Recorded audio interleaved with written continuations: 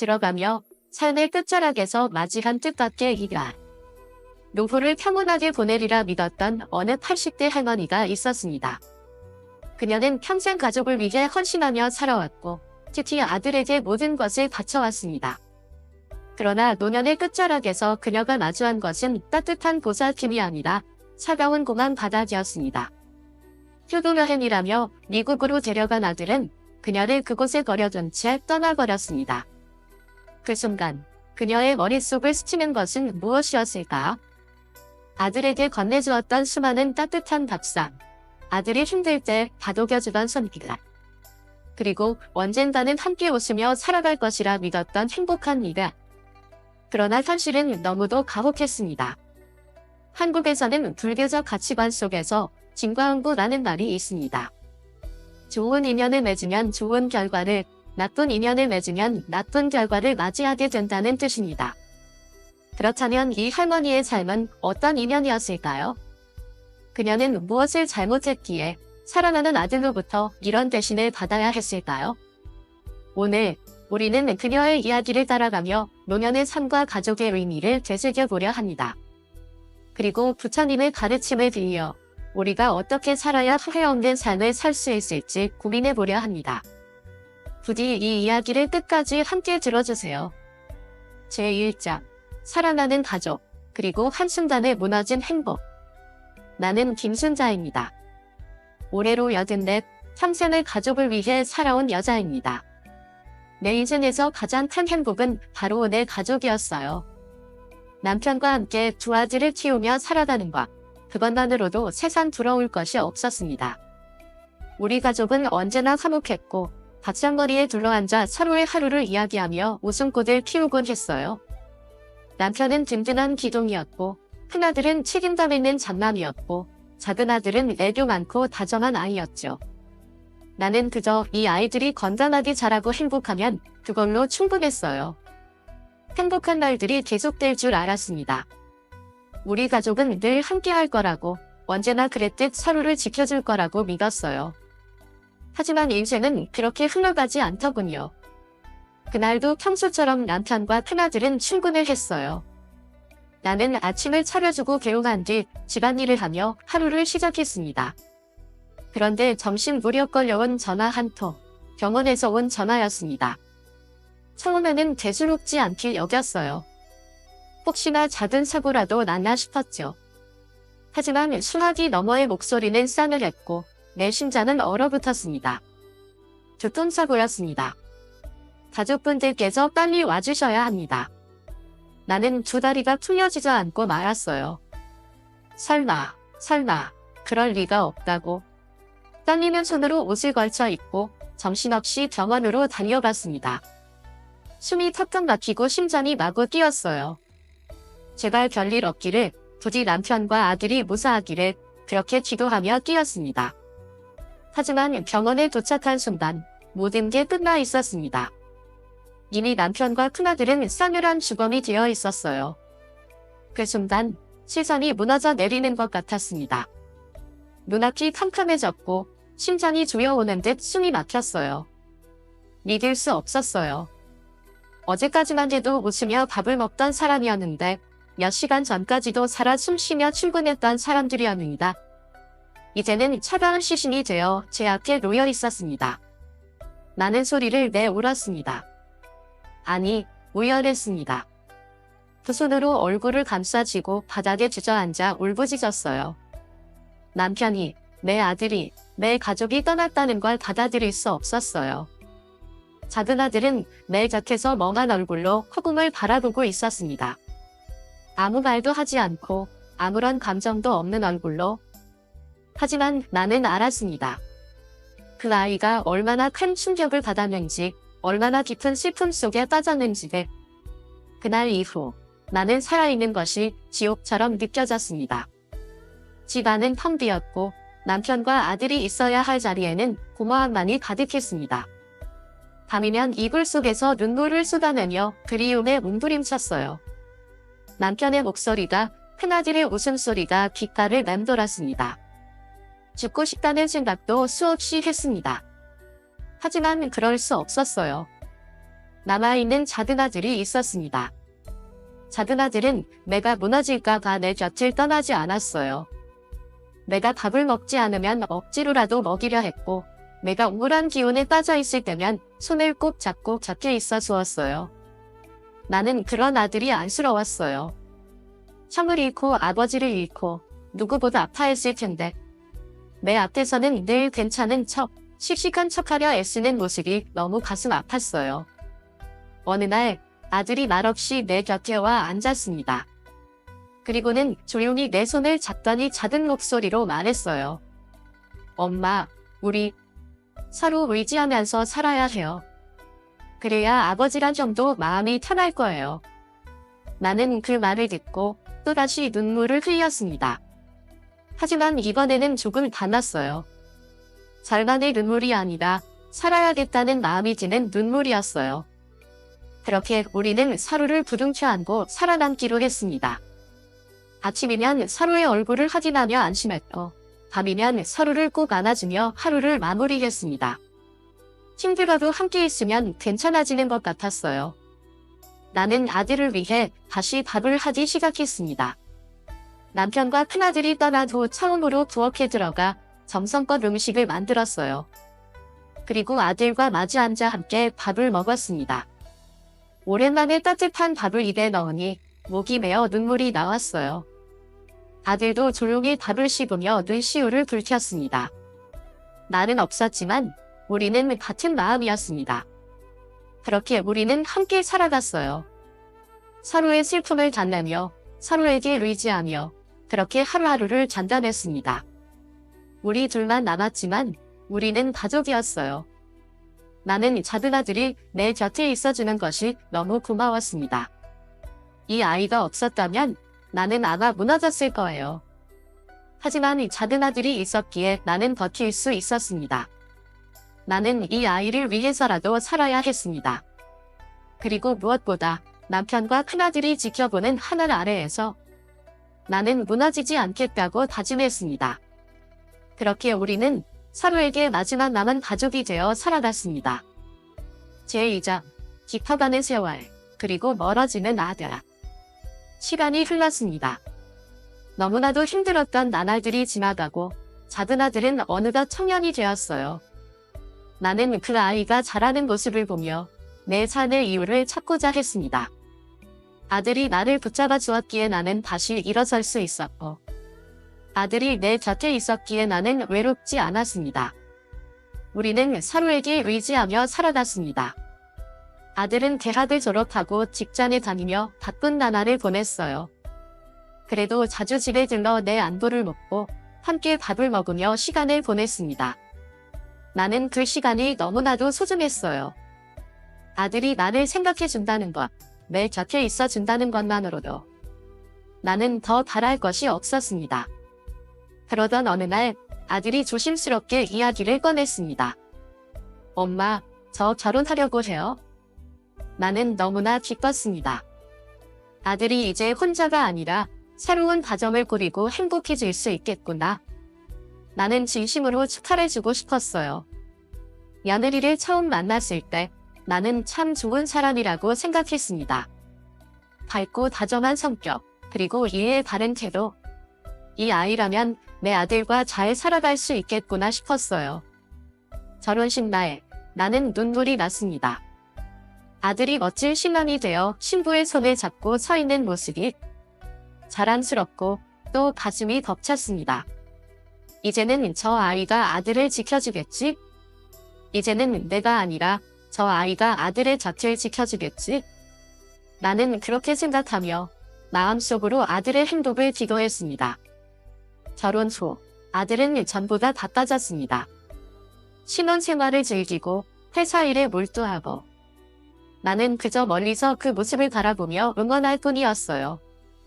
자주 보지 못해도 괜찮았습니다. 아들이 행복하다면 그걸로 충분했으니까요. 하지만 시간이 지나면서 아들의 발걸음이 점점 뜸해지기 시작했습니다.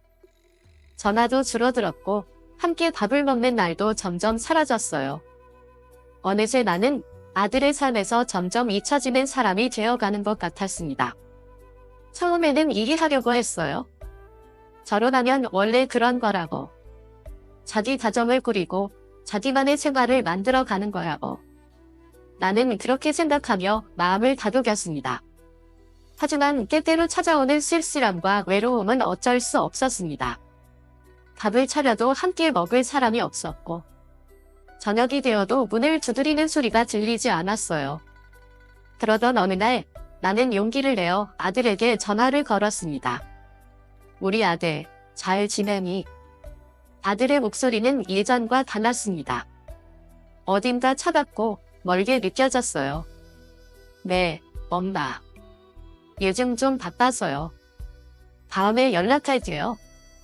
그 짧은 대답을 남기고 전화를 끊어버렸습니다. 나는 한참 동안 휴대폰을 들고 멍하니 있었습니다. 그저 바쁜 걸까? 아니면 내가 점점 아들의 삶에서 사라져 가고 있는 걸까? 그날 이후 나는 더 이상 아들에게 전화를 걸지 않았습니다. 언젠가는 다시 나를 찾아올 거라고. 언젠가는 예전처럼 함께 밥을 먹으며 이야기할 수 있을 거라고. 나는 그렇게 믿고 기다렸습니다. 하지만 아들은 오지 않았어요. 나는 점점 익숙해졌습니다. 혼자 밥을 먹는 것도, 혼자 텔레비전을 보는 것도, 혼자 창밖을 바라보며 시간을 보내는 것도. 처음에는 너무나 외롭고 힘들었지만 시간이 지나면서 그것이 당연한 일처럼 느껴지기 시작했습니다. 그러던 어느 날 아들이 모처럼 나를 찾아왔습니다. 나는 반가운 다음에 얼른 밥을 차리고 아들을 맞이했어요. 하지만 아들은 예전처럼 반갑게 웃지도 따뜻한 눈빛으로 나를 바라보지도 않았어요. 그저 어딘가 불편한 표정으로 앉아있다가 조심스럽게 말을 꺼냈습니다. 엄마, 저 이번에 미국으로 가게 됐어요. 나는 깜짝 놀랐습니다. 미국. 갑자기 왜? 아들은 잠시 망설이다가 회사에서 해외 근무를 가야 할 것 같아요. 몇 년 동안은 한국에 못 올지도 몰라요. 나는 아무 말도 할 수 없었습니다. 아들이 멀리 떠난다는 사실이 실감 나지 않았어요. 하지만 나는 애써 웃으며 말했습니다. 그래, 좋은 기회구나. 잘 지내야 한다. 몸 건강하고. 아들은 어딘가 미안한 듯한 표정을 지었지만 나는 끝까지 아무런 말도 하지 않았습니다. 그저 잘 지내라고, 몸 조심하라고. 다시 만날 날을 기다리겠다고 말했을 뿐이었어요. 나는 아들이 떠나고 난 후 오랫동안 창밖을 바라보았습니다. 미국이라니. 이제는 정말로 멀어져 버리는구나. 나는 그렇게 혼자 남겨졌습니다. 하지만 그때는 몰랐어요.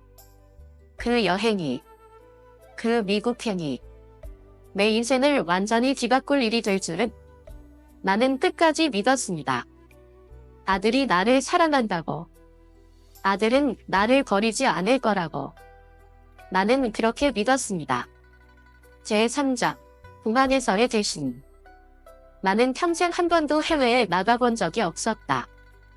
여권이 있어야 하는지도 몰랐고 비행기가 어떻게 생겼는지도 몰랐다. 그런데 아들이 나에게 말했다. 엄마, 미국 여행 가볼래요? 요즘 많이 힘들었잖아요. 이제는 좀 즐기셔야죠. 좋은 곳도 구경하고 맛있는 것도 드시고요. 나는 귀를 의심했다. 내가 미국을 어디 멀리 가볼 생각도 못했던 내게 그 말은 꿈만 같았다. 하지만 아들이 말하니 왠지 믿음이 갔다. 아들은 내일의 편이었고 내 행복을 바라는 아이였으니까. 그래서 나는 기뻤다. 정말 기뻤다. 여든이 넘어서 처음 타는 비행기, 처음 가보는 외국. 이것이 내 인생의 새로운 시작일 수도 있겠다는 생각이 들었다. 마음 한켠에는 쓸쓸함이 남아있었지만 아들과 함께하는 여행이라면 괜찮을 것 같았다. 그렇게 우리는 공항으로 향했다. 비행기 안에서 아들은 나에게 창가 자리를 내주었다. 엄마, 구름 봐요. 예쁘죠? 나는 창밖을 바라보며 감탄했다. 구름 위를 날아가는 기분이 이런 거구나. 모든 것이 신기하고 모든 것이 벅찼다. 아들이 내 옆에서 웃어주니 마음이 놓였다. 그래, 네 여행은 틀림없이 좋은 기억으로 남을 거야. 나는 그렇게 믿었다. 미국 공항에 도착했을 때 나는 긴장되면서도 설렜다. 사람들은 빠르게 걸어 다녔고 영어로 된 안내 방송이 계속 흘러나왔다. 내가 한 글자도 알아들을 수 없는 말들이 쏟아지는 곳에서 나는 본능적으로 아들의 팔을 꼭 잡았다. 엄마, 괜찮아요. 나만 믿어요. 아들은 나를 보며 웃어 보였다. 그 웃음을 보자 안심이 되었다. 그 아이는 내 전부였다. 내가 믿을 수 있는 단 한 사람이었다. 출국장을 나와 걷고 있는데 아들이 갑자기 말했다. 엄마, 여기 잠깐만 계세요. 저 금방 올게요. 나는 고개를 끄덕였다. 어디 가는데? 짐 찾으러 가야 해요.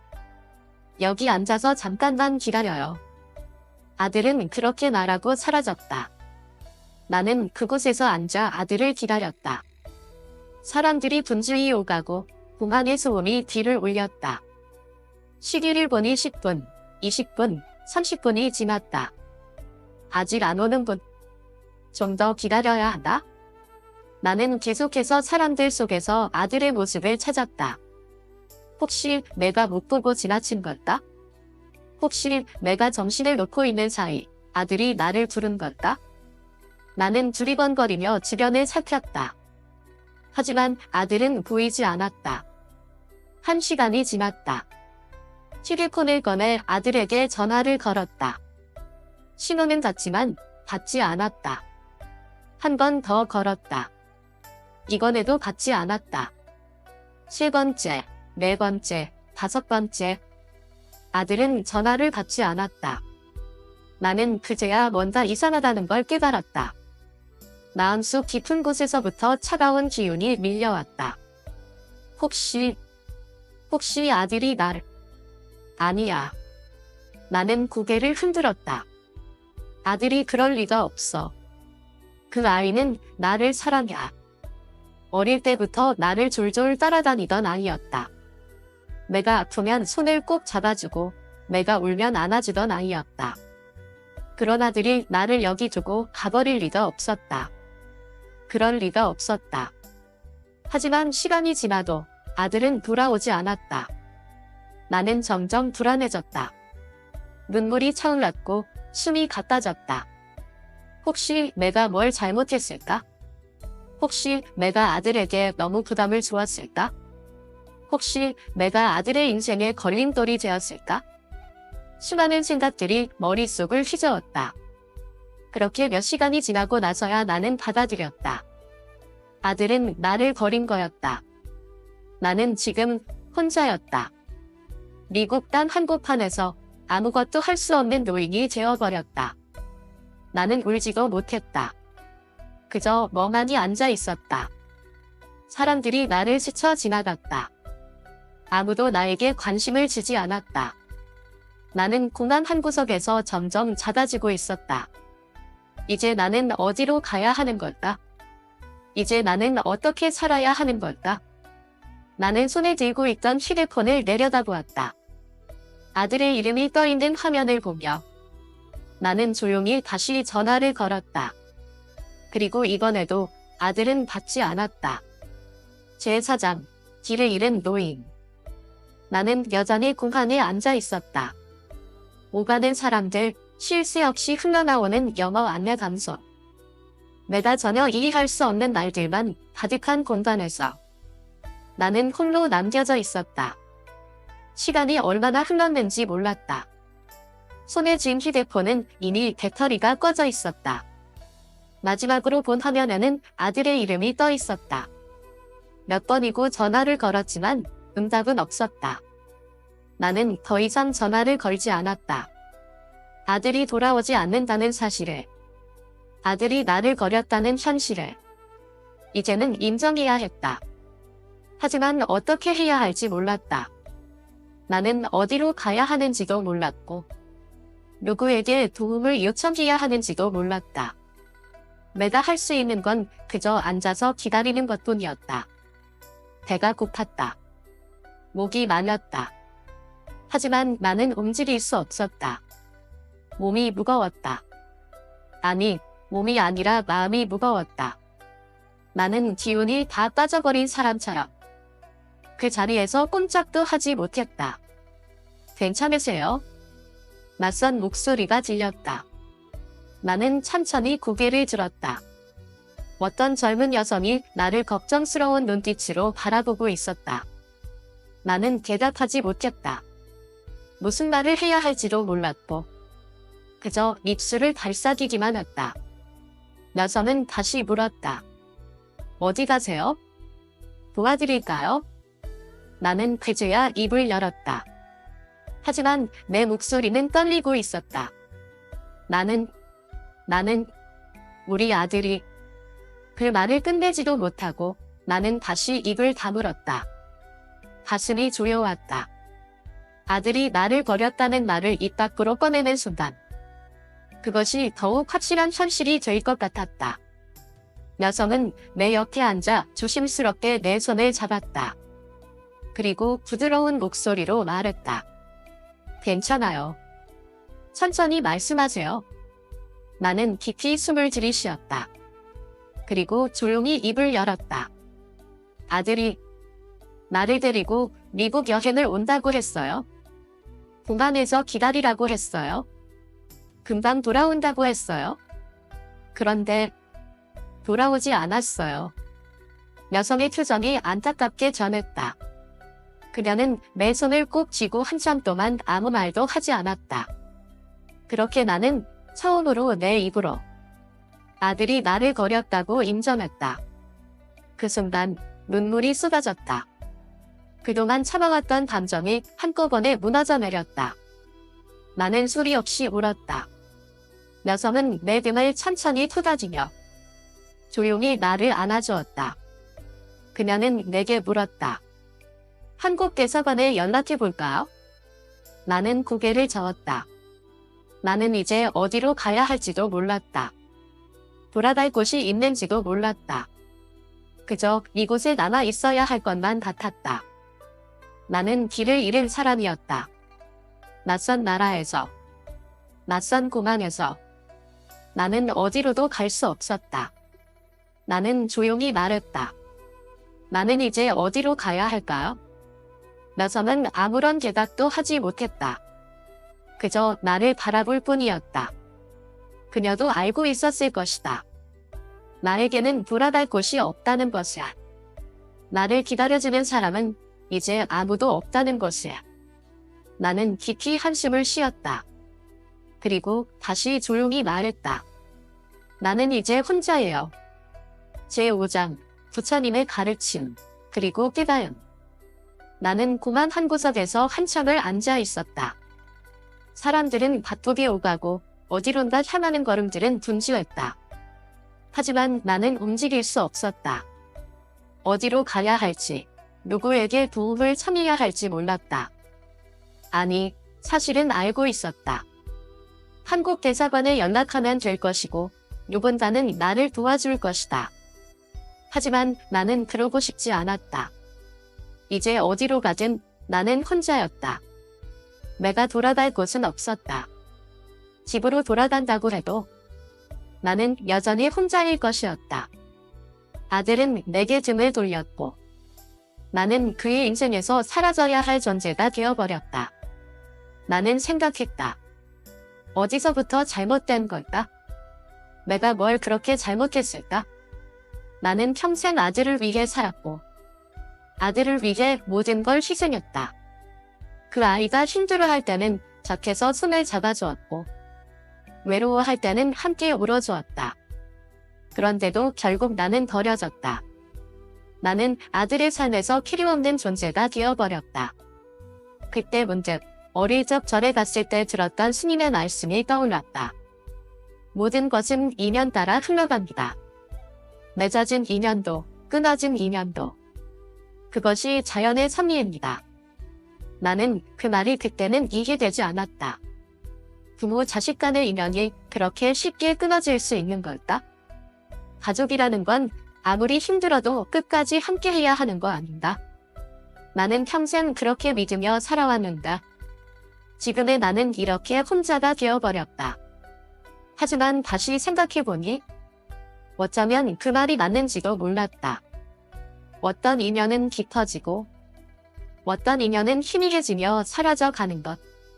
그것이 자연스러운 일이라면 나는 이제 이 인연을 놓아야 하는 걸까?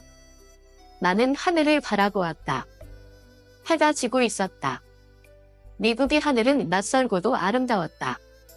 나는 아주 오랜만에 나 자신에 대해 생각했다. 나는 누구였을까? 나는 평생 아들의 엄마였고, 아내였고, 가족을 위해 살아온 사람이었다. 하지만 그 모든 걸 떼고 나면 나는 누구였을까?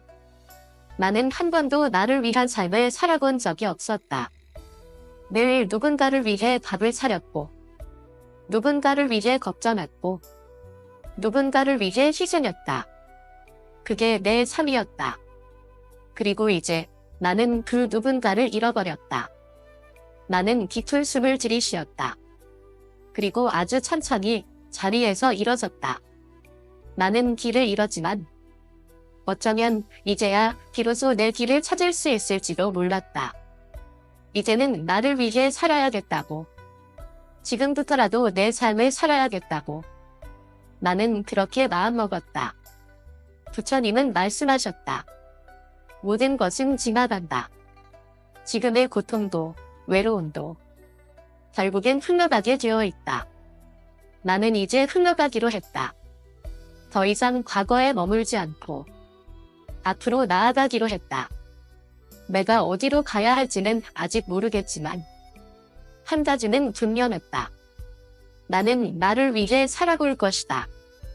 그게 늦더라도 이제라도 나는 나를 위해 살아볼 것이다. 이 이야기가 마음에 와닿았다면, 끝까지 들어주셨다면 지금 이 순간 여러분도 한번 생각해 보세요. 우리는 누구를 위해 살아가고 있을까요? 그리고 우리는 정말 우리 자신을 위해 살고 있을까요?